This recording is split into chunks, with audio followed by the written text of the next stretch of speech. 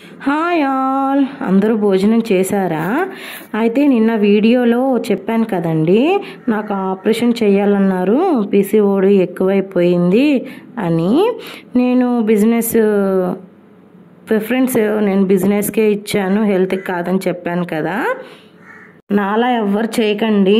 అసలు ముందు హెల్త్కి ఇంపార్టెంట్ ఇవ్వండి. మనం బాగుంటేనే కదా ఎన్ని బిజినెస్లు చేసుకోవడానికైనా, మన కుటుంబాన్ని చూసుకోవడానికైనా. నాలా అయితే ఎవ్వరు చేయొద్దు. అయితే కూరగాయల వ్యాపారం అంటేనండి అస్సలు నిద్ర ఉండదు. ఫస్ట్ ఆఫ్ ఆల్ సంతలో అమ్మడం అంటే ఇంక అస్సలు ఉండదు. మిడ్ నైట్ లేచి వెళ్ళాలండి కూరగాయలు తెచ్చుకోవడానికి.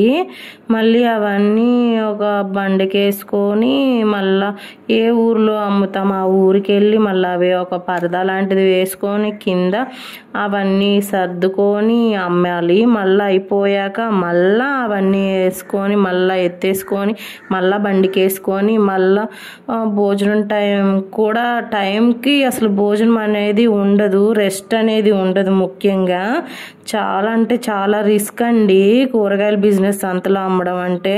షాపులు అంటే కొంచెం పర్లేదు, బాగా అమ్ముకోవచ్చు కూర్చొని ప్రశాంతంగా.